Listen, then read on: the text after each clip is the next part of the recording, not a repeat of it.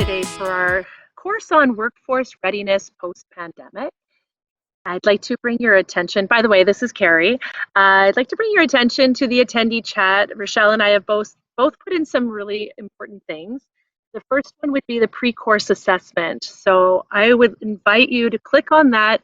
Go ahead, it's just a few questions. It's an important part of what we do here with Workplace Education Manitoba.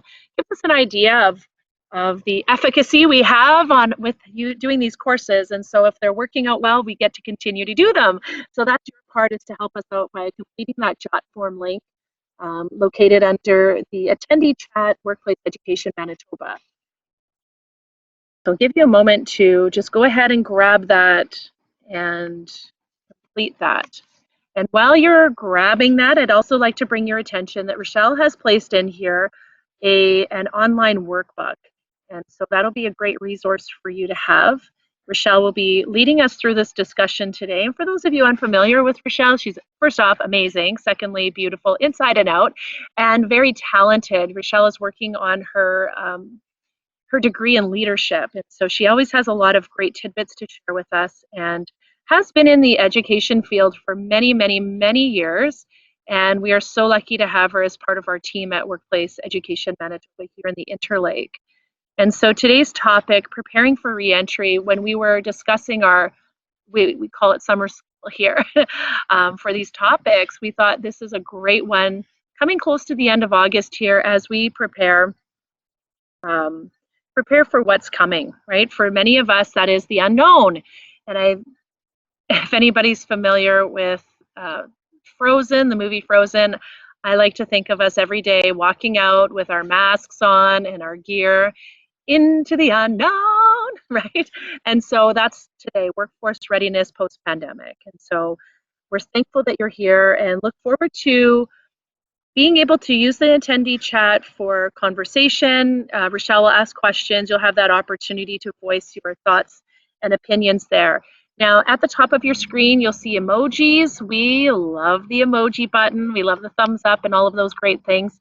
Also, an opportunity for you to ask private questions if you do not want to add that into the chat. You can also privately chat us in there if you don't want the entire group to see, or use that question box as well. At Workplace Education Manitoba, we're helping people to develop essential skills that are needed for work, learning, and life. And we look at those 9 essential skills: oral communication, thinking skills, reading, continuous learning, document use, computer use, writing, working with others, and numeracy. And I would venture to say that most of us every single day are using each one of these 9 essential skills in some way or another. Our website for WEM Interlake, and we have been the ones hosting these Tuesday training days, whether our tidbits are half-hour tidbits or every couple of weeks we do a longer course. Our website to find out what's coming ahead would be our weminterlake.ca. So feel free to go over there, hop in, and sign up for our upcoming courses. We have moved a while back, just before COVID. We moved into a new location at 825 Manitoba Avenue, and that's located across from the beautiful Selkirk Gaynor Family Library near the Mental Health Center. We are located in the same building as Red River College. So that's really fun to have continuous learners all around us. And we do have our workplace education and skills training centers located throughout the province. And so those are also commonly known as West Centers. So those of us familiar with Selkirk, we know that there's an East Selkirk, and we also have West Selkirk, but not in the same way. Our West Selkirk is the office, our Workplace Essential Skills Training. So you'll see those offices in Flin Flon, Dauphin, Brandon, Winkler, Steinbach, Thompson, Swan River, The Pas, Selkirk, and of course in Winnipeg. And just to get an idea of where everybody's from, that's something I love to see. If you could pop in the chat where you're from, and then we can see where the Workplace Essential Skills Training Center, where the closest one for you would be. That's kind of a neat thing to do. Of course, a big fat thank you. We'd like to express appreciation to the following for supporting the development of this continuous learning skills curriculum: Employment and Social Development Canada, and Manitoba Education and Training. This project was jointly funded through Human Resources Skills Development Canada and Entrepreneurship Training and Trade. If you're curious for more information, we do a lot of customized training in the workplace as well. We offer community workshops, so if you have a community close by that you would like us to come to, if you have ideas for workshops, we're always excited to bring those to you. Our website is wem.mb.ca. That's our, I call it the mothership. So a big fat thank you for everybody being here and for letting us know where you're joining in from. That's always fun for us to see. So Rochelle, we are so excited about this topic, super timely, and can't wait for you to take us through this. Thanks everybody, and thanks for completing your JOT form. Thank you, Carrie. If you feel you're done that JOT form, can you shoot us an emoji right now and just show us across the screen if you feel you're done that part and you're shifting gears to this part?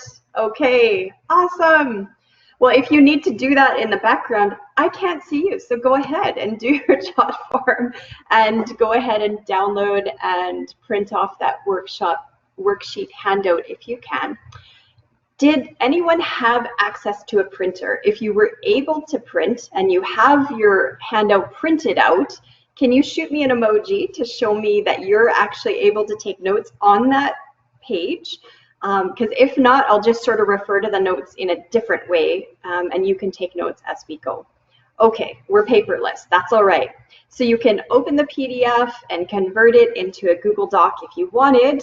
You could take our Google Suite course if you want to learn how to do that too. That's coming up this fall. But I think what we'll do is, because not everyone has access to the printers, as we go through, I'm going to pause and ask you to write down some things. So if you could just take a second and make sure you have a pen and paper, that would be great so that you can do some of the exercises along with us. We're in this pandemic, right? And when we first planned this workshop, it was titled Re-Entry into the Workforce Post-Pandemic, because we'd been told that at about this time, we should anticipate that workplaces and life would start to resume, but they haven't, have they? So as I keep saying the phrase post-pandemic, we could identify and recognize that we're actually mid, aren't we? And there were some realities for all of us before we entered this zone.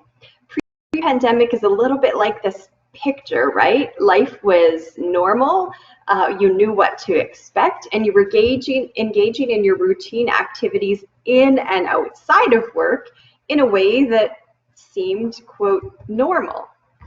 We go into the midst of it and instantly we recognize we're in this storm, there's something swirling around us, we don't have our bearings, and suddenly we became isolated, maybe from your workplace, maybe from friends and family. I know a lot of people who have family right across the border, both in Ontario and the US border, and suddenly Grand Forks feels like so far away. Suddenly Kenora was out of reach when we started in this pandemic. And it just put people into this place of isolation. And if you can relate with that you were sort of in your tent alone at the beginning there in March, April, May, and maybe even now, go ahead and shoot me your crying emoji, because I think this is one thing we do have in common, that we found ourselves in this place of instant isolation, instant change, and we didn't know what was going on. And then, of course, afterwards, and we might be being asked this already, afterwards we were asked, adjust your sails, we're going in a new direction, there's a new zone. I just talked with someone this morning who had a full-time job that they loved, and right now they're reduced to 3 hours a week. And it's painful because not only do they want the paycheck component of the full-time, but they miss their workplace. And so we're in this place of adjusting sails, and we actually don't know exactly what's at that horizon, right? It's the big unknown of what's coming ahead. And so if you could just take a moment and just jot down for us, what comes to mind about the effects that the pandemic had on you? I'm not going to ask you to share this part publicly, But if you can just take a moment, jot it down, what effects, maybe one or two things that you think the pandemic had on you in that time of immediate crisis and maybe even still now.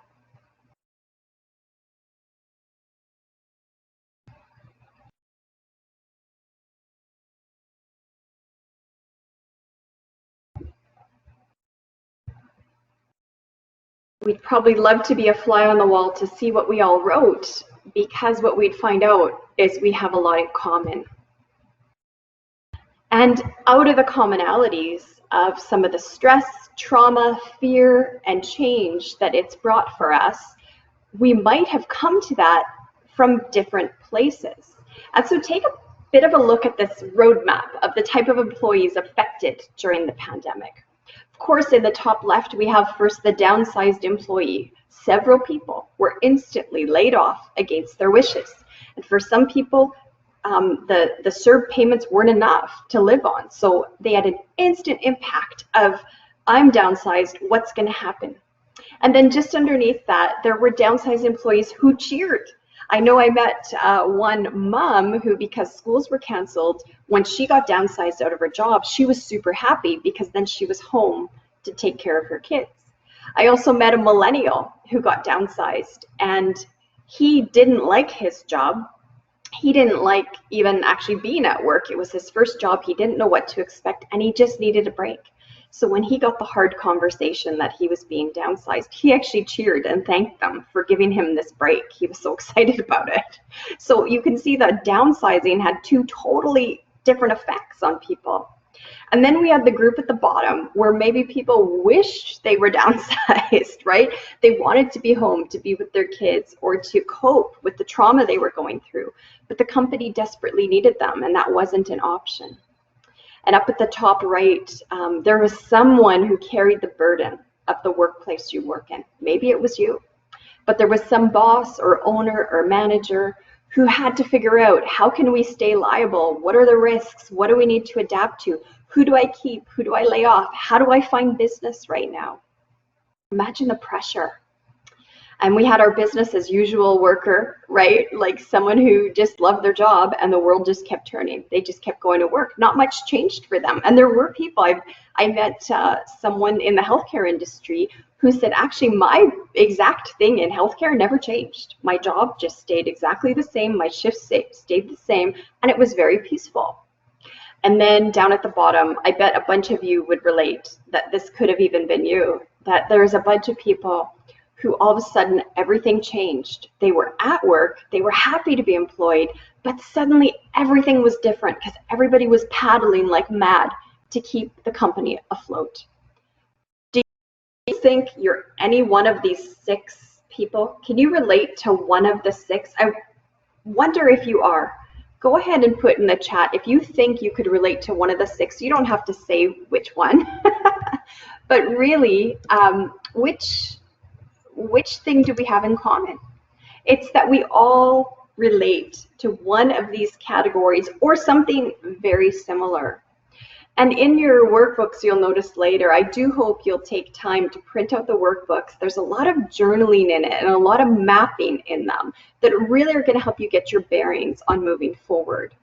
And one of them is like this. So one of the activities in your workbook is to look at who were the different people by my vantage point that I can recognize what they were.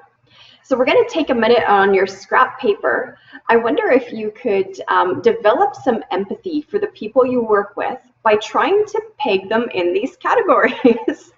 So just taking a look at the screen, the downsized employee, jot that down. Who got downsized but didn't want to be? Your cousin, your husband, a coworker, the receptionist. Jot down downsized and their name or their title. And then the downsized employee who was super happy about it. Jot that down and their name. See if you can think of 6 people, including yourself, who fit into these categories. And I'm going to give you a couple minutes to do that because I think this is a really important exercise before we move to the next thing.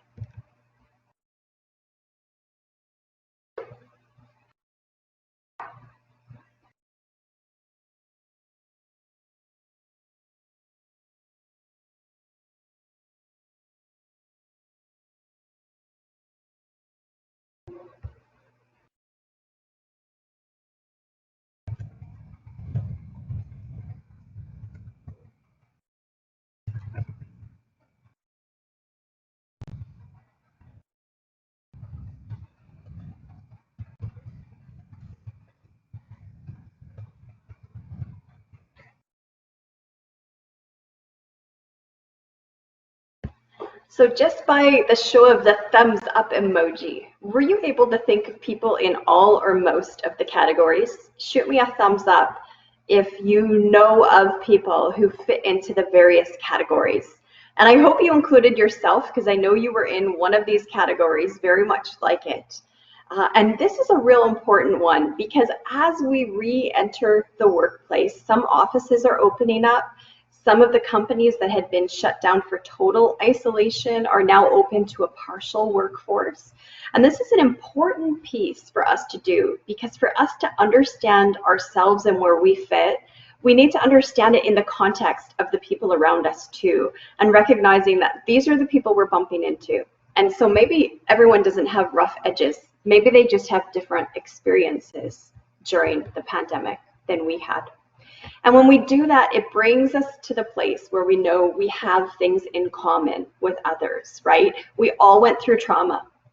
We all went through fear. I know I'm hearing about post-traumatic stress disorder, and a lot of the crisis management experts right now are talking about how there's an impact of PTSD. People are exhibiting symptoms of that right now. And because it's not over, they can't even measure how much PTSD is going to have an impact on our population in Canada. And those changes that were involuntary and the unknown, right? Being asked to adjust your sail and reset your sail, and you don't even know where you're going. Like, this is phenomenal. And to recognize that almost half of our population in Canada is dealing with this. So this is a current statistic. This is Canadians we're talking about. So this hits close to home, that almost half of the people that you work with or are going to re-enter the workplace with, they have gone through significant anxiety or worry during the pandemic. And for some of those, because they were looking at an anxiety scale here, for some that was quite severe, for others it was quite minor. So recognizing that basically half the people you work with have been affected emotionally. Take a second to read this journal entry. This was written during the pandemic.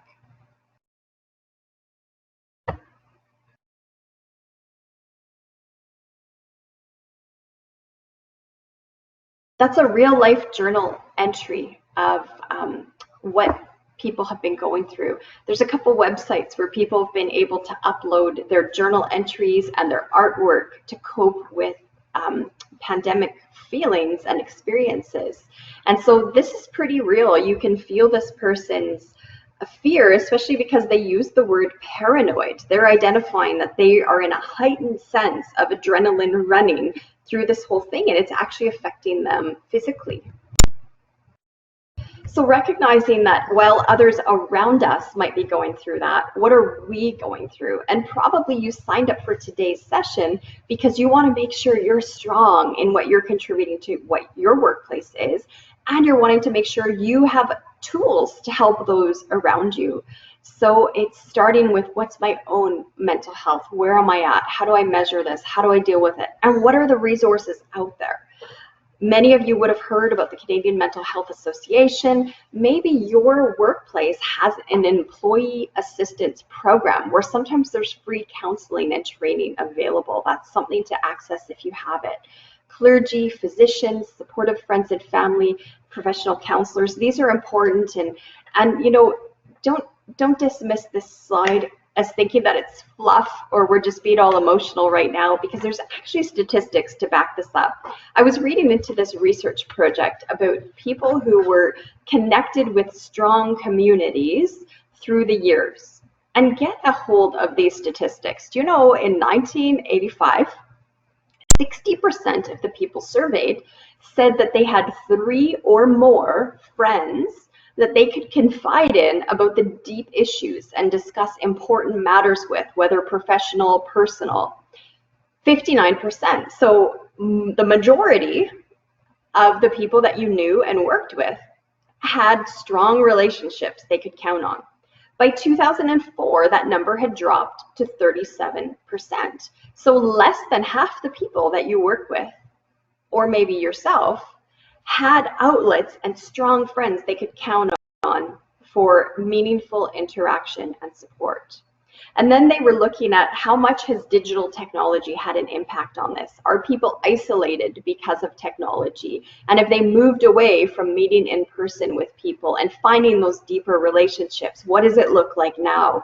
Well, now the number's down to 25%.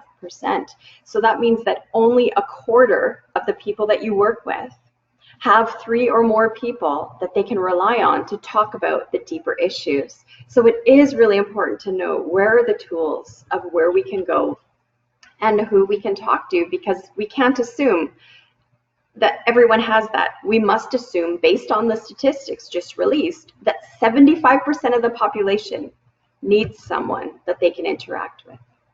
So here's some interesting exercises. We're going to walk through a couple things about this, and we want to be specific to the different areas of our lives that were affected. Okay, so let's get a bearing on some of the changes. So do a real quick jot on what are 4 things that changed in my family. I'm going to give you the first answer. If you have school-age kids, that's the first thing. Your kids were at home. What were some more? Could you not buy toilet paper? Was someone laid off? Did you have to work extra hours? What were things that changed in your family? Jot that down on your scrap paper. So important to be aware of that, because actually being leaders in the workplace and making a difference means that we have to be authentic and honest about some of the imperfections and things that we're striving for that just aren't rosy. And sometimes they're not all rosy because that area of family got impacted. Now, if we just drew a line beside that and we wanted to think about what were the things that changed in my specific job, go ahead, jot some of those down. Did you have changed hours? Did you lose clients? Did your hours go up? Did you have to implement protocols? Let's jot a few of those things.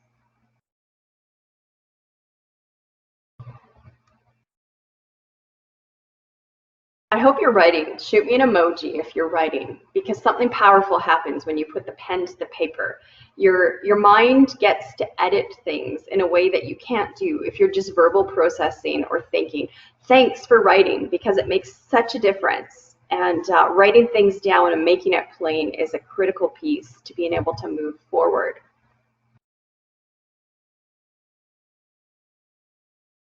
Our actual performance in the workplace, it's interesting. A hugely successful company like Etsy, they suggest that performance actually might have more to do with cultural challenges than just technical problems. And aren't we quick to try to solve technical problems in the workplace when really sometimes there's cultural realities that need to be addressed or known?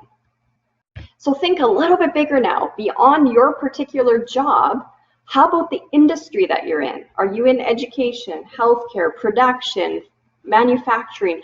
Your industry or the product you sell, what has changed or been impacted in that industry? Jot that down in your next column.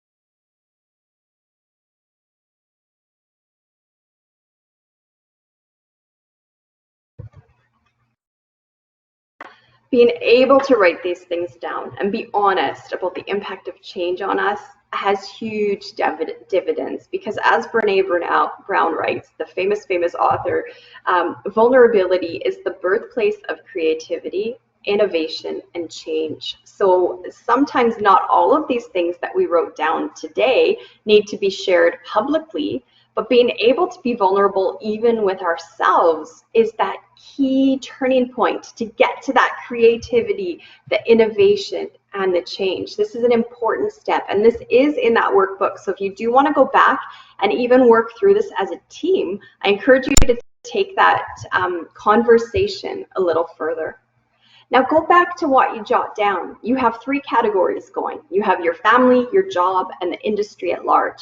Is there anything there that happened that maybe was positive or led to something positive? Because not all change is bad. So is there any change that led to something positive? Go ahead and circle one. I'm going to tell you a silly thing about one where there was a system problem that was hidden and it got revealed because of the changes. So because of cleaning protocols changing, there was one classroom that one of my children was a part of where their practice to take their indoor shoes at the end of the day was they took their indoor shoes off and they stored them on top of their desk. And then the next day when they came into school, they took the indoor shoes off and put them on. And nobody came through and wiped the desktops. So I found this was like kind of gross because the kids work at their desk all day and eat their lunch at their desk all day. And I just lunch on a surface that just had my shoes on it. That's really weird. But the school didn't find that weird. It had worked for years. There was nothing strange about it. But then now, because of cleaning protocols, they've recognized that's not a great idea. If we do put shoes on a tabletop, we need to come behind and clean it before someone eats their lunch there. So that's a positive change, but it might be embedded in a negative change because it meant the cleaning protocols had to go up. And then the students have to be retrained that they don't leave their shoes on the desk anymore. So even when you're looking through your list, something that might appear negative because it takes extra work or whatever, the dividend might end up being one of the positive changes. So when we're thinking about, we've assessed, did this change, did this pandemic have an impact on me? Did it have an impact on my workplace? When we're thinking about that, we want to come up with some solutions to how to manage the change. And the first thing's always keep calm and carry on, right? So the first step is always remaining calm and being reassuring to those around you. So we have to be able to separate reassurance from full knowledge. We can reassure that we're in this together, we will get through this, we're working on a plan. We just don't need to know all the answers to be able to still stay calm.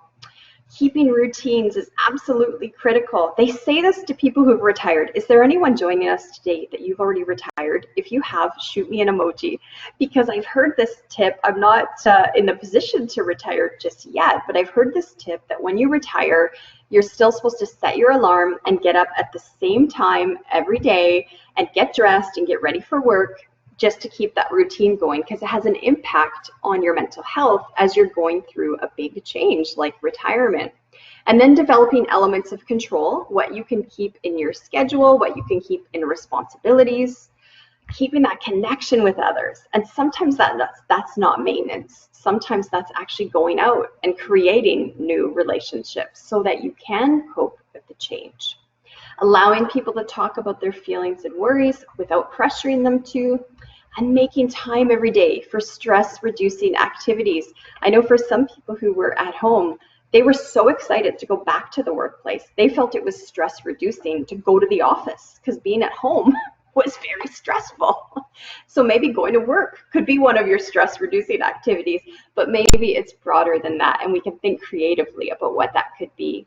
And of course, taking the time to do the work on our own feelings and going through the things that have impacted us personally. You've probably been on an airplane. You've probably heard them tell you, put on your own oxygen mask first. And this is so critical. And it means reaching out. It means doing the journaling and the reflective writing. It means drawing. Check out this website sometime, coronamaison.com. It's just people drawing out their pain and painting and sketching to express what they're going through, to show what does my house look like during coronavirus. And then they're sharing that and finding a supportive community in that.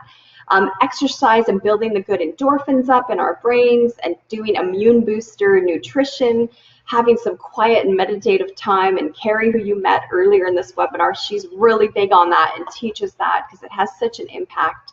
And then learning something new.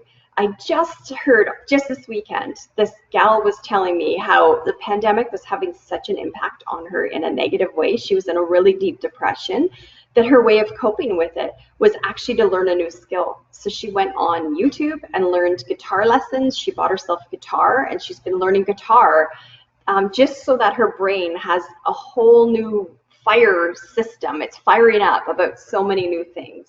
So those are some of the tips for how to do some self-care. Now, another handout we have for you, and I'll just take a second to load it into the chat for you, it has to deal with this yesterday, tomorrow exercise. So give me a second and let me load that for you. Read through the screen here. This is a good one to take a little time with, because you'll get to dig a little deeper into what that impact was in your workplace. So it looks like this. You can go ahead and click on it. It'll open in a separate tab, and then you can download it and save it to your computer, and of course visit their website. And it works you through 10 different areas where you look at what was the reality yesterday, and then what's coming up tomorrow. And then you give it a grade. You rate it. Was this a big impact or a little impact? And in the list, you can't see it on your screen, but it's in the handout. It does touch on mindset, attitudes, and beliefs. It touches on compensation. It touches on reporting structure, because so many of those things change. So this is a really critical exercise to be able to do, and I hope you can do it with your team to dig a little deeper. When we move from that place of who am I, what did this impact have on me, we move ourselves into a place of self-awareness so that we can better interact with others. Because if we know our own feelings and reactions, then we're in a stronger position to recognize what's happening in the social and workplace environment around us. Recognizing not everyone has the same job we have, right? So the very things you're experiencing are so different. I'm working today with some fellows who are hooking up a new internet access line. They're in and out of buildings every single day. And so what they're experiencing in their workplace and their new protocols is totally different than the ones I am. So recognizing that my self-awareness of what I went through in my career may not look the same to my coworkers or even people in the same industry. And so if we could use that downloaded activity to do that in the context of our greater company and our greater industry, we can move from being individual to thinking about the workplace. And so what are my workplace processes? What are those things that are being affected in my company and in my industry? And this gives us leverage and advantage down the road, because then we get to stay ahead and stay viable no matter what's going on around us. Self-awareness, we do like to skip over this because it sounds a little, it's kind of a tired phrase, right? Self-aware, ooh, that's kind of a tired phrase. But when we think about it and look back, we recognize actually all the keys that are written about, even in the book, How to Become a Better Leader, self-awareness is given as one of the key pieces to get you there, because it brings you into the place where your professional relationships can benefit, because you know who to relate to, you know how to relate because you know what your starting point is, and you can evaluate what maybe their starting place is.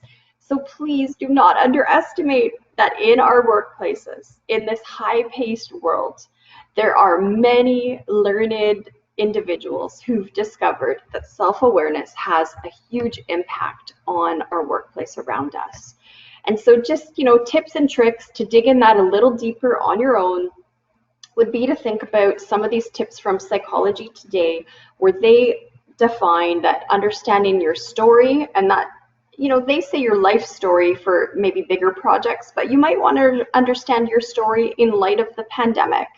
And then creating a daily habit of self-reflection. And a lot of people find that works with meditation. Others find that they really need to do writing and speaking to be able to actually reflect on the day.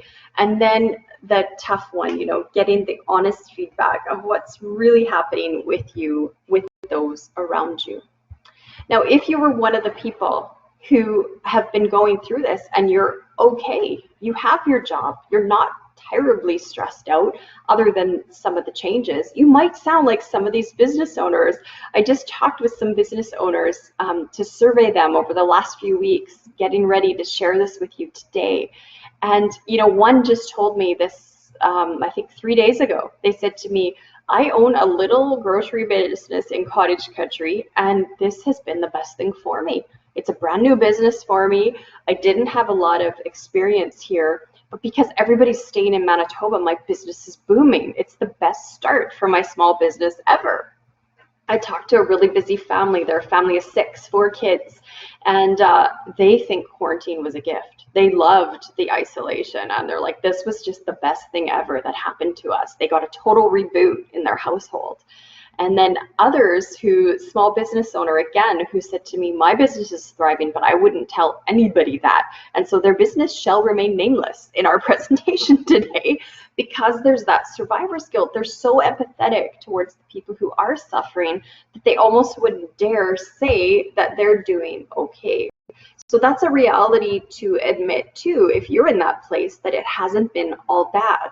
Because when we combine our self-awareness with empathy for those around us, that's actually what brings us the success. And a huge company is the one who's come out with that statement. That's actually LinkedIn, and they're doing pretty good.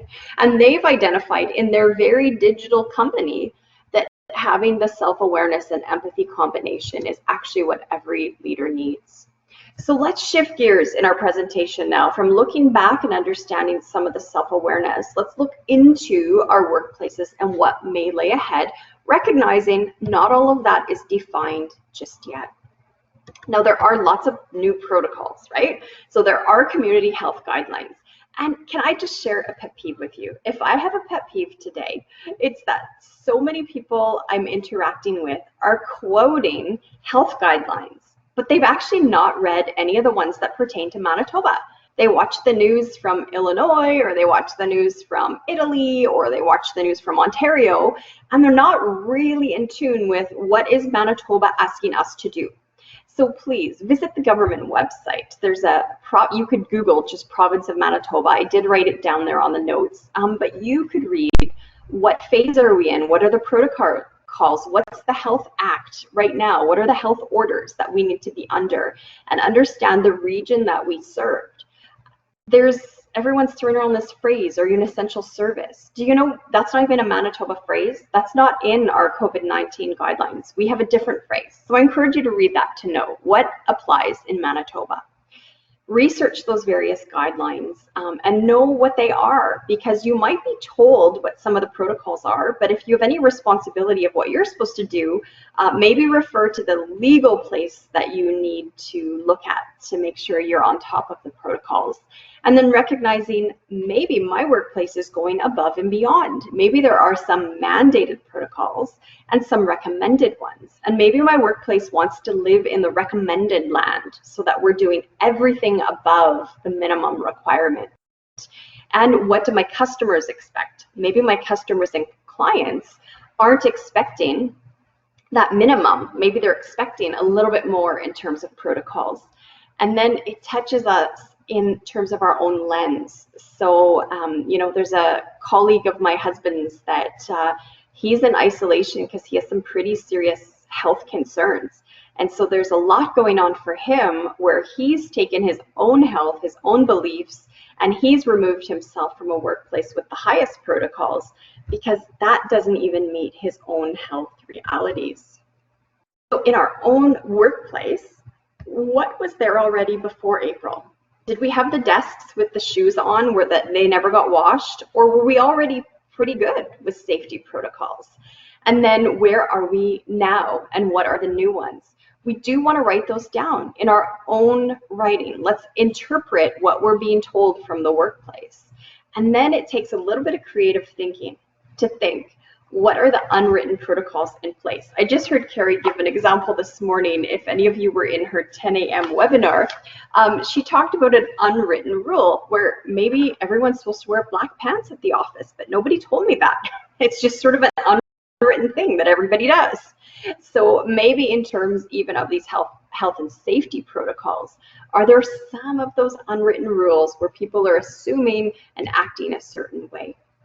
What are my resources? Where do I go for that? How do I vet them? You have to think about that, to think, where am I drawing that information from? And that's where going to some of our formal websites in our province and our country and our region and our industry can be so helpful. Now, probably most of us got sent home at some point during the pandemic. and it impacted what our daily habits were. Suddenly our times changed, and whether we could work in PJs or not changed. And even one day I was able to work from home. I did a conference call and I was sitting out on my deck. It was beautiful weather and I'm sitting on my deck drinking tea, having this conference call. I'm like, this is amazing. But those little daily habits can really give us success, because everything coming up is not normal, right? We don't know exactly what to expect in our workplaces. So we at least can help influence the parts that we have control of. So are we waking up at a regular time? Are we consistently practicing hygiene? And we even have a short tidbit coming up next week about personal presentation and how it really benefits you and your workplace. So that's something to think about too. And changing your mind on establishing your daily positive thinking and how you're processing what you're going through, actual processing it, not just ignoring the impact. So some people were sent home to work right away. Some were told, just wait and we'll get back to you. And so we want to bunny trail just a bit into that work at home piece, because I'm hearing from all my research that so many people are being moved into a hybrid model. Are you affected? Show me an emoji if you're somebody who's got to work a little bit at the workplace and a little bit at home, like a new hybrid model has formed where you're going to need to work at home in all or some capacity. Yeah, it's real. I'm one of them too. It's a real thing. And so I just thought this was a great blog the other day by Financial Samurai, where they talk about, hey, suddenly we don't have to go to all the bad meetings. If you've got the boss who loves to plan a Friday afternoon meeting, those are gone. And some of those meetings got replaced with quick and efficient emails. Maybe you got to avoid commuting traffic, or the wasted time, or the dead weight people that you worked with are suddenly gone. Or maybe when you just want to run to the washroom and not get distracted, there's nobody talking to you now. You can increase your productivity on what you're doing. And what's so cool about it is when we look at history about what's happened at work at home, it's the coolest thing. There's more than one example of people who, when they had to go into a quarantine type setting, great, incredible things happened. And here's one of them. Jot this down because this is in your workbook too, and you can take notes. Do you remember Sir Isaac Newton? From when we were in high school, we had to study him, right? And what I hadn't really put together in my mind, I don't remember this from high school, but I went back and read about him, and it's so interesting because his greatest achievements happened in quarantine. He was already a university student. They weren't able to switch to Zoom meetings back in the day in the 1600s. So instead, he went home and studied in isolation. And he came up with developing calculus, the whole concept of optics and lights, and then his theories of gravity and motion. When he returned to university, when they opened again, he actually fast-tracked through the rest of his university and was almost instantly made a professor because what he had returned with in his theories. So it's incredible to think of what can happen in isolation. And I love this quote. You know, Isaac Newton discovered calculus while in quarantine, and Shakespeare wrote King Lear, and you will learn how to unmute your microphone on Zoom. So didn't we all get new talents? Or maybe, yeah, maybe you need to mute your microphone. I did that once in this time too. So those are our big skills. And so working from home, there's a few tips and tricks from the U of C that help us, and they're applicable because as you re-enter the office or the workplace or the store again, they work there too. So some of the tricks are giving boundaries and having workspaces, and keeping some spaces totally free of work. So having an actual workstation that you walk to is an important piece. Doing it in your bed doesn't work so well for mental health. And then designating work-free zones. If you're in a tiny space, I talked to one gal who lives in a really little apartment, and so she had to designate what space could never have her computer and papers on it so that she could keep peace there. And so she kept a puzzle there because then she'd never throw her computer on top. Having breaks is key, and I'm guilty of this. It's hard to remember to take the breaks. You just keep powering through. But I have a neighbor who was sent to work at home, and she really inspired me because she took her break away from her computer to go outside and walk and take in nature. And she set a timer. She had 15 minutes to get outside and get some air and then right back to her computer. So taking those breaks is so key. And integrating exercise. I really hate this graphic here. It's kind of lame looking, but I really need you to get the picture that sometimes if you grab a volleyball and even just volley it for a few minutes, or I have someone I know who does with a hacky sack, they just get up and they move for a few minutes. It actually helps with creative thinking. So not just being healthy, but it actually helps with the circuits of the brain to be able to produce in the work we're doing. And then the quitting time. Are you guilty? Show me your emoji if you're as guilty as I am that maybe you don't quit because now your computer's at home, so you just keep going and going and going. Guilty, guilty. I see a few guilties out there. So let's just make a commitment to each other that we're going to quit on time. Okay, so that's key. It's hard to do. And again, we touched on this, recognize not everything's technical, sometimes it's cultural. So when we're developing actual techniques for protocol, and then actual techniques on our daily habit and our workspaces, let's not forget that there's actual techniques for the relationships at play. And when we say relationship, we tend to think of personal relationships first, but let's be mindful of the workplace relationships and how we actually have to monitor that because maybe we're not right with people anymore. But we want to reap the benefits of being as part of a team and the joys of being part of the team. So we have to put the work in. Especially if we've been remote, people sometimes want radio silence on us, right? They're just gone. And sometimes in the workplace, there's people who are just totally silent. And we assume they don't want to talk to us. But there's so many in that situation who are waiting for someone to reach out and engage the conversation. So what if, instead of just getting all of our to-do lists done, what if we also kept a separate relational to-do list? Now, I do this once in a while with friends who are far away.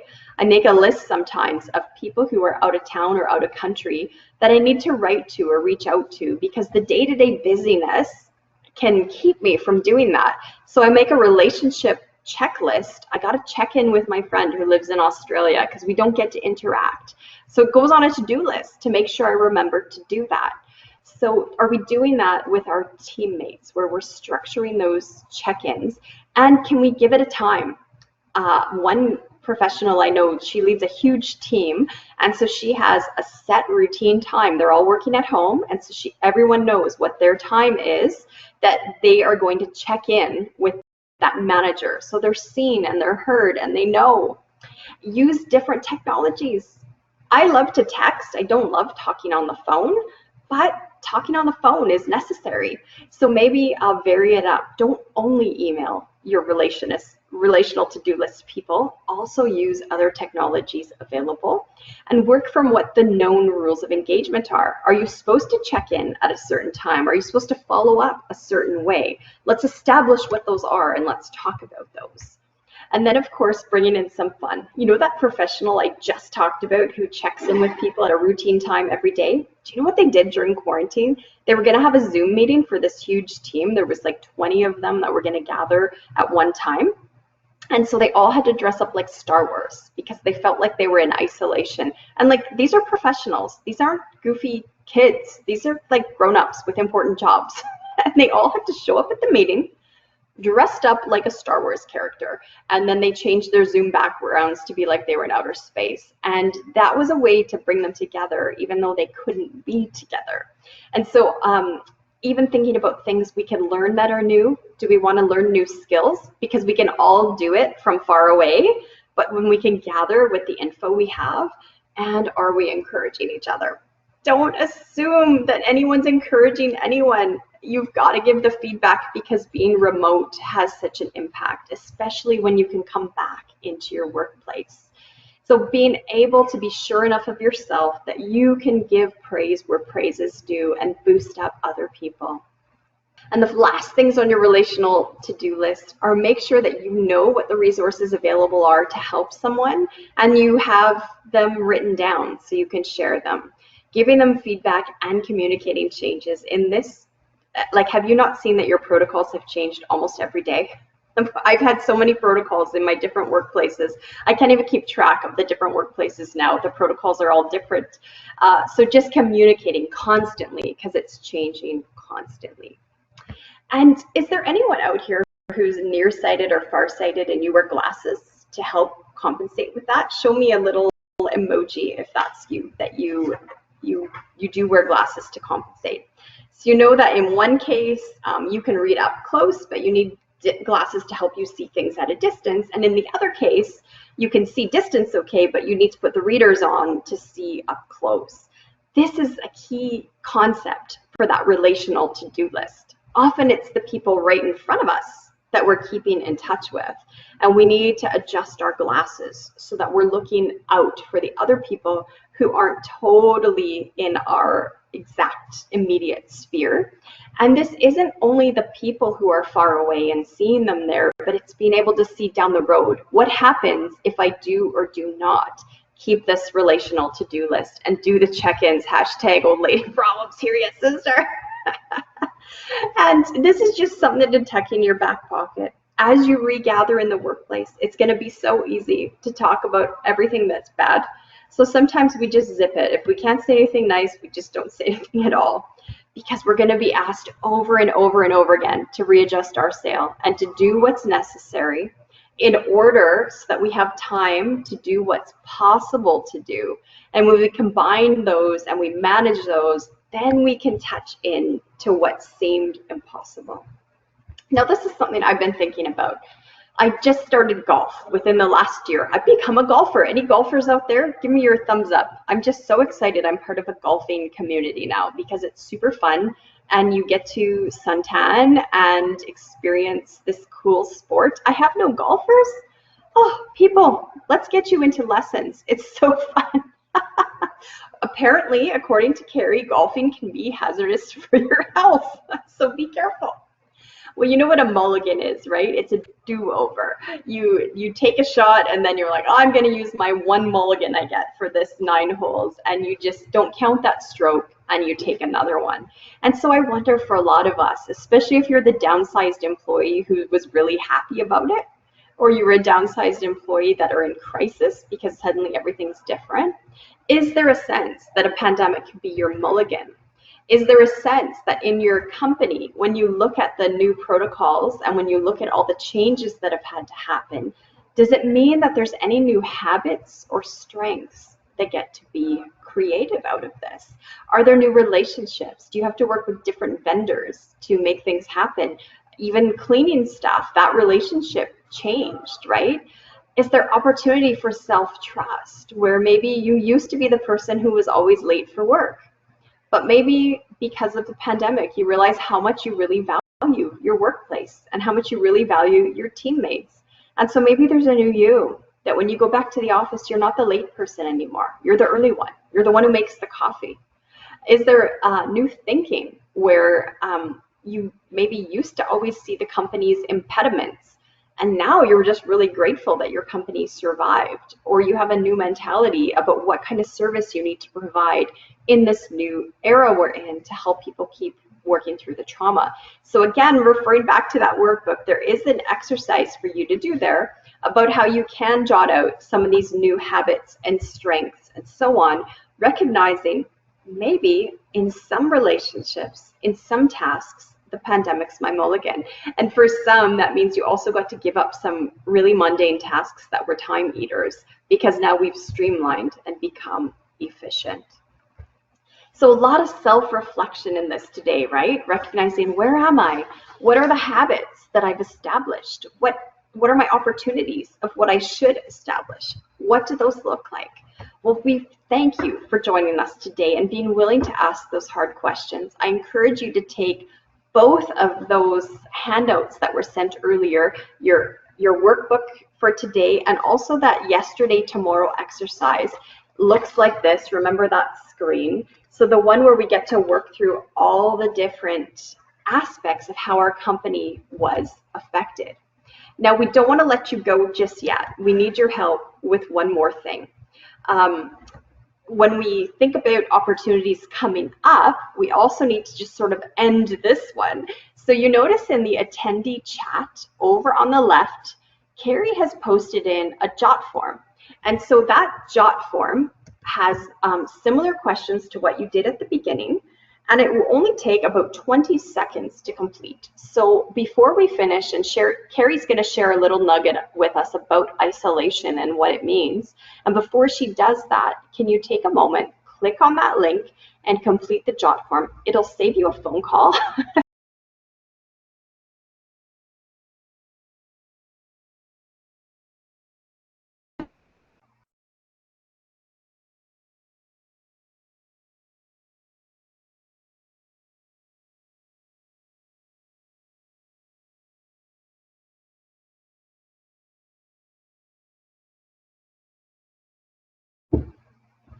Okay, how about an emoji from those who show that they're done already? Just shoot me a thumbs up and click through that jot form. At the end, you do have to hit submit. After you click in all those circles, you do have to hit the submit button.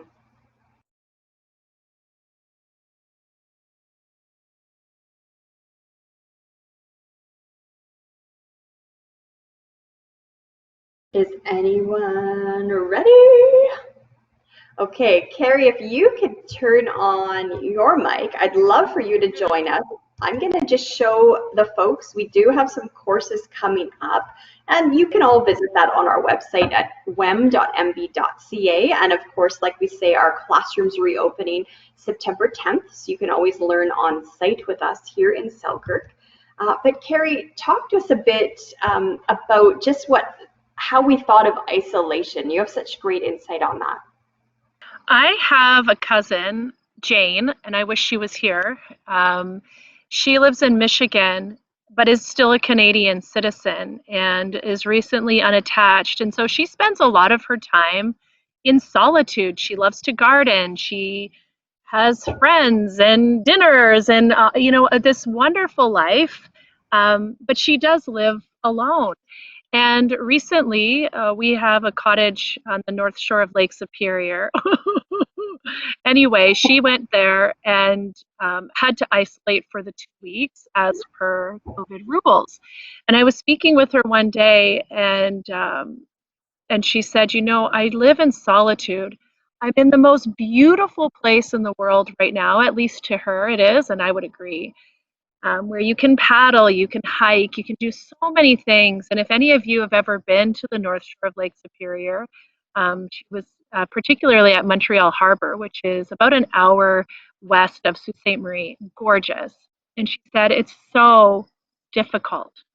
She's like, there is such a difference between living in solitude and having to be in a forced isolation. She felt like it was like being under house arrest. And she's the type of person to self-reflect, and she does a lot of personal development and works on communication and talk to me about how difficult it was and how real it is for us to recognize that, all the terms that we're hearing, and thank you, Rochelle, for the new normals and the uncharted waters and uncertain times and all of that stuff, right? And yet she said there is such a difference between isolation and solitude, and the opportunity we have if we are in isolation or feel that we are, whether it's real or real to us, it doesn't matter.